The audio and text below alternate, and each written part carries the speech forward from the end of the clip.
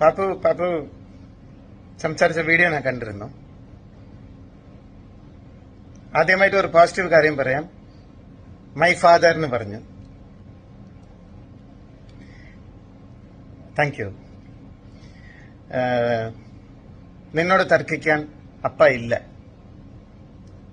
മകളോട് തർക്കിക്കുവാണെങ്കിൽ ഒരു അപ്പൻ ആണേ അല്ല. പിന്നെ പാപ്പു പറഞ്ഞ ചില കാര്യങ്ങൾ എന്നെ വിട്ട് പാപ്പു 2.5-3 വയസ്സിലാണ് പോയത്.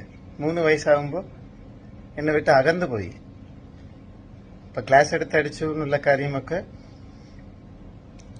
ഒരു കാര്യം പറഞ്ഞിരുന്നു പാപ്പു. ഞാനിത് തർക്കിക്കാനല്ല പറയുന്നത്. 5 ദിവസം വീട്ടിലിരുന്നു, അന്നം കൊടുത്തിട്ടില്ലെന്ന്.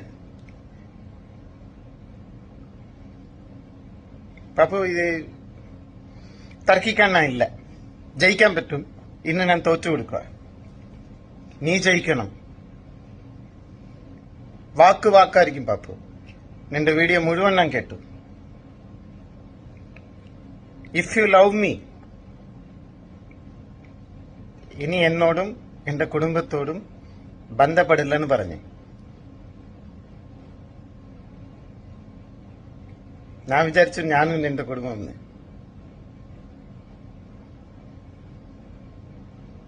ഞാൻ അന്യനായിപ്പോയി നിനക്ക്.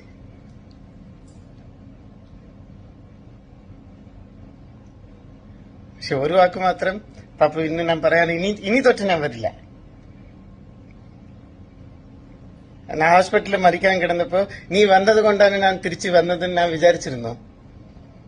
പക്ഷെ നിർബന്ധത്തിന്റെ പേരിലാണ് നീ വന്നതെന്ന് പറഞ്ഞു. അത് അന്നെ എന്റെ അടുത്ത് മുഖം നോക്കി പറഞ്ഞിരുന്നെങ്കിൽ ഈ അച്ഛൻ ഇപ്പോ നിന്റെ അടുത്ത് സംസാരിക്കില്ല. നീ കാരണമാണ് അപ്പ ഇവിടെ ഇരിക്കുന്നത്. പാപ്പയ്ക്ക് എല്ലാ ഐശ്വര്യം ഉണ്ടാവണം, എല്ലാം ഉണ്ടാവണം. നന്നായി പഠിക്കണം, നീ നന്നായി വളരണം.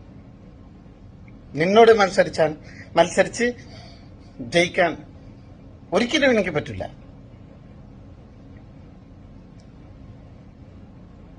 നീ എന്റെ ദൈവടകണ്ട. God bless you. ഇനി തൊട്ട് അപ്പ ഇല്ല, ഞാൻ വരില്ല.